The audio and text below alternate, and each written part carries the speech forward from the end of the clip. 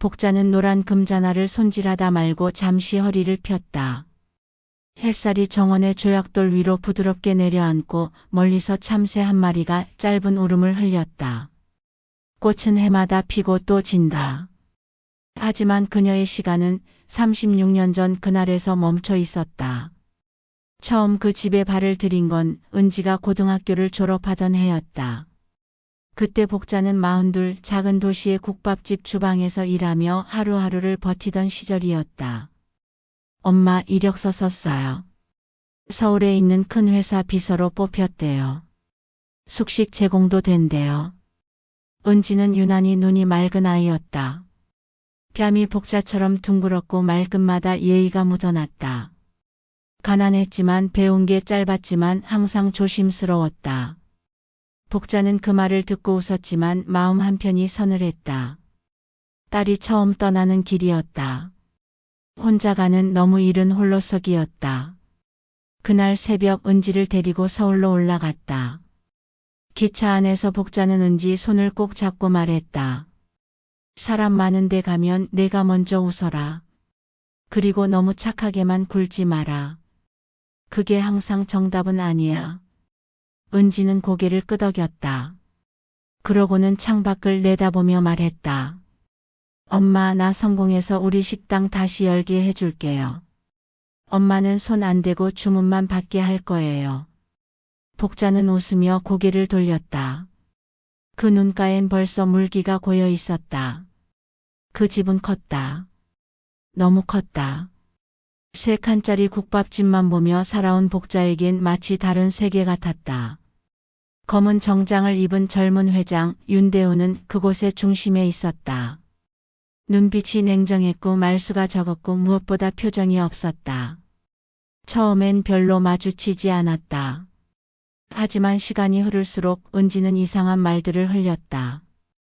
회장님 좀 무서워. 같이 일하는 언니가 잘렸어. 이유도 모르고. 가끔 혼자 있는 방에서 나를 불러. 아무도 없는 데서. 복자는 불안했지만 그때마다 은지는 씩 웃으며 말했다. 괜찮아요, 엄마. 나 아직 잘할 수 있어요. 그리고 그날이었다. 새벽 2시. 복자의 전화기가 울렸다. 모르는 번호. 낯선 목소리. 조은지 씨 보호자 되시죠? 지금 대학병원으로 와주세요. 병원의 냄새는 이상하게 차가웠다. 형광등 아래 의사의 설명은 너무도 건조했다. 계단에서 추락했습니다. 경부골절이 심했고 사망 시각은 오후 11시 30분경. 복자는 무너졌다. 딸의 얼굴은 평온해 보였지만 입가엔 뭔가 전하고 싶은 말이 남아있는 듯했다. 그녀는 울며 묻고 매달렸고 사정을 했다.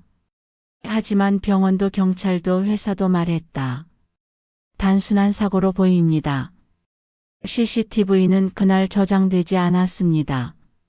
기술적인 오류였습니다. 회장님은 당일 외부 미팅 중이었습니다. 복자는 모든 문을 두드렸다. 그러나 돌아온 건 침묵 그리고 사표 수리 통보였다. 이후 복자는 마치 영혼이 빠진 사람처럼 살았다. 밥을 먹고 일을 하고 자는 것 같았지만 살아있는 것 같지 않았다. 그녀는 은지의 방을 그대로 두었다.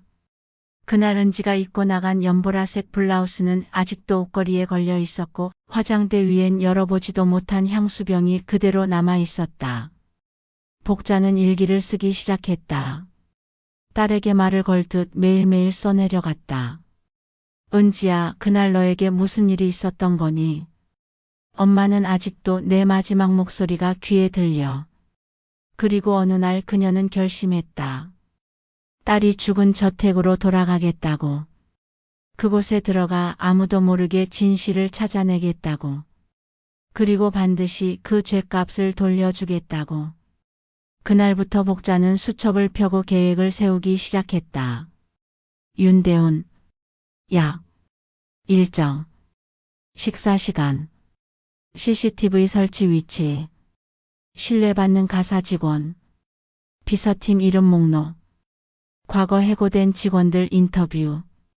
언론사 제보 루트. 법률상 공소시효 조건. 그녀는 책을 뒤졌고 인터넷을 익혔고 USB와 스마트폰을 다루는 법까지 익혔다. 그러다 결국 다시 그 집에 들어가게 되었다. 현재로 돌아온 복자는 수궁이 위에 맺힌 물방울을 조심히 털어냈다. 그리고 자신도 모르게 이렇게 중얼거렸다. 기억하고 있다, 은지야. 잊은 적 한 번도 없다. 그녀의 눈동자에 햇살이 비쳤다. 노인의 눈빛이라고 하기엔 너무 단단하고 깊은 빛이었다. 복자는 다시 가위를 쥐고 나무의 가지를 다듬었다. 마치 오래된 거짓을 잘라내는 듯한 손놀림이었다. 그 저택은 산 중턱에 자리한 3층짜리 석조 건물이었다. 외관은 중세 유럽식 양식으로 설계되어 있었고 정문부터 대리석으로 깔려 있었다. 계단은 넓었고 난간에는 황동 장식이 둘러져 있었으며 복도벽엔 고가의 유화와 가족 사진이 줄지어 걸려 있었다. 그러나 겉모습과 달리 저택 안에는 따뜻함이 없었다. 복자가 처음 다시 그곳을 밟은 날 긴 복도 끝 회장의 방 앞에서 발걸음을 멈췄다. 예전 은지가 일하던 바로 그 방. 문짝도 그대로였다. 단단한 오크목 황금색 손잡이 그리고 문틈 사이로 새어나오는 한기. 아줌마 청소하시는 분 아니에요. 저 정원은 정원이랑 창고만 책임지세요.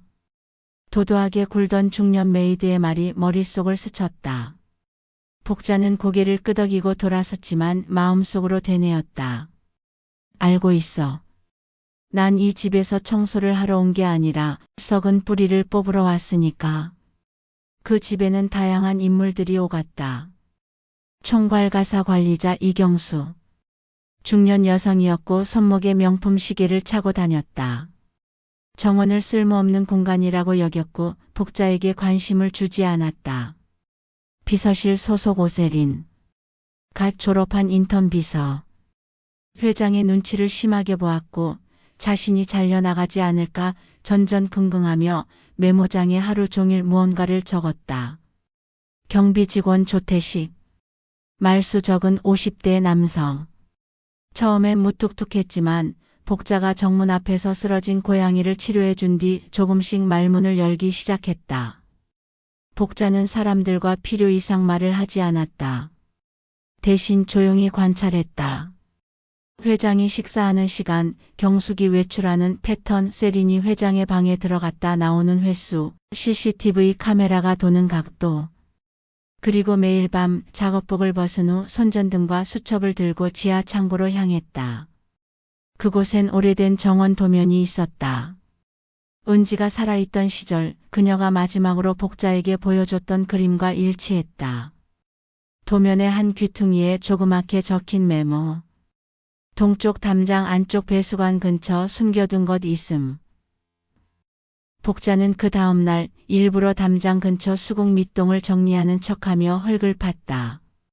그리고 그 안에서 한참 동안 묻혀있던 소형 녹음기 하나를 발견했다.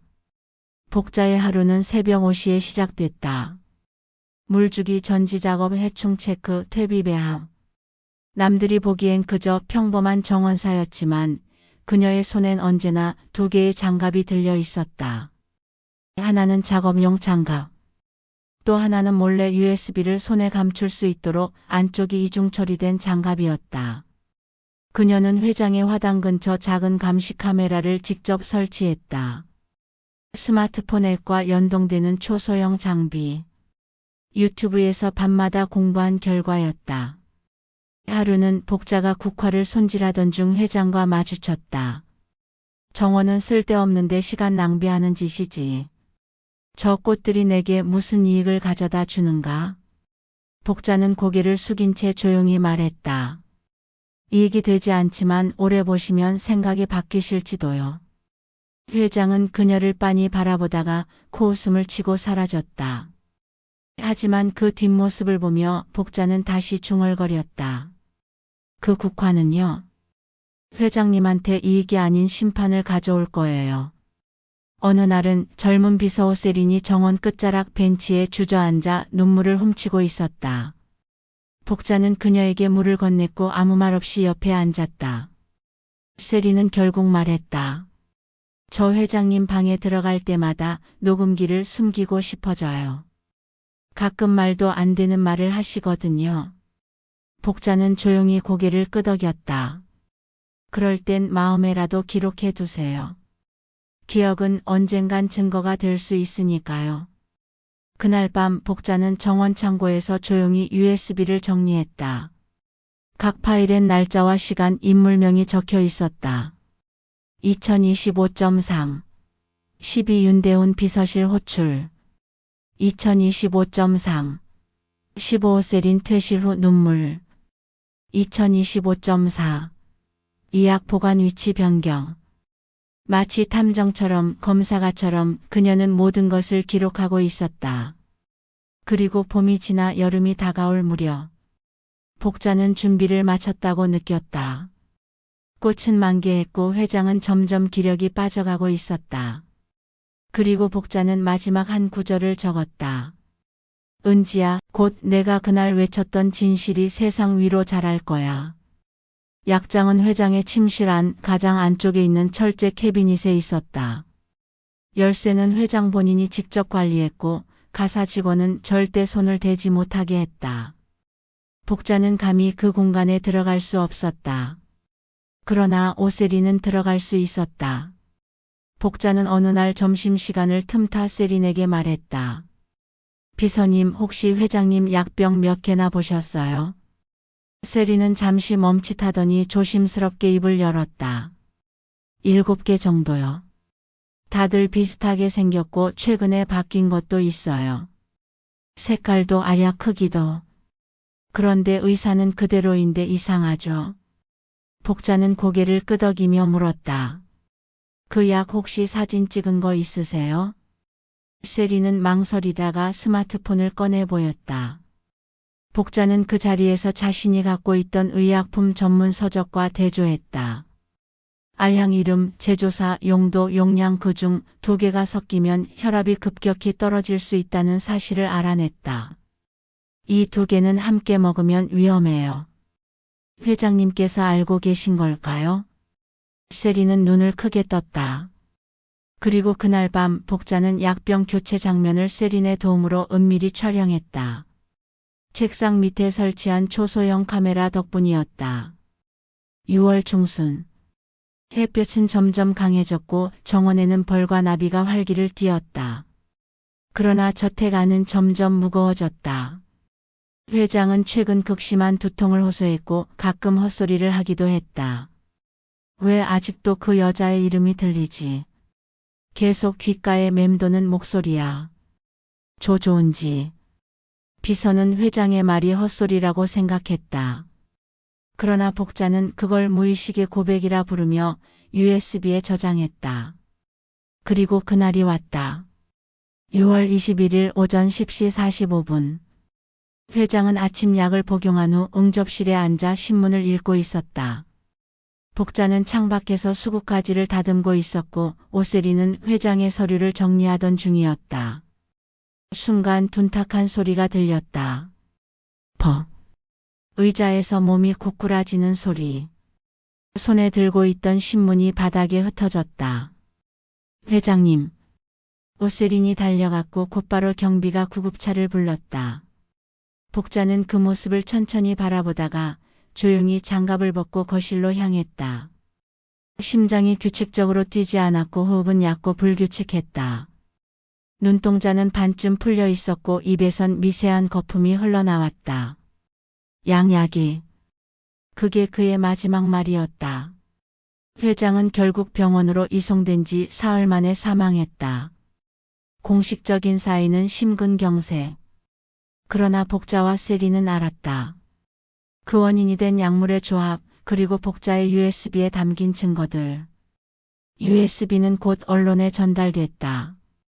복자는 손수 쓴 편지와 함께 익명의 택배로 대형 방송국 사회부에 보냈다. 며칠 후 TV에서 그 소식이 흘러나왔다. 단독. 한결그룹 윤대훈 회장 30년 전 여비서 사망 사건의 연루 의혹. 당시 사건 실족사로 처리 사망 전 마지막 통화 음성 파일 공개돼. 기자들은 저택 앞에 몰려들었고 회장의 아들은 인터뷰를 거부했다.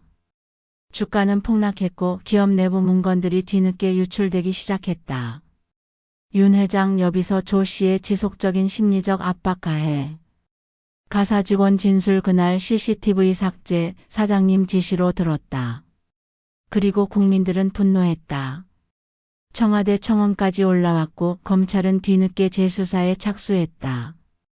복자는 그 모든 보도를 오래된 텔레비전 앞에 앉아 차를 마시며 지켜봤다. 창밖엔 분홍 국화가 만개해 있었다. 뉴스 앵커가 말했다. 진실은 늦을 수 있어도 반드시 도착합니다. 조은지 씨의 죽음은 단순한 사고가 아니었습니다. 복자는 작은 미소를 지었다. 그리고 수첩 마지막 장에 짧은 문장을 적었다. 은지야, 오늘 내가 드디어 살아 돌아왔다.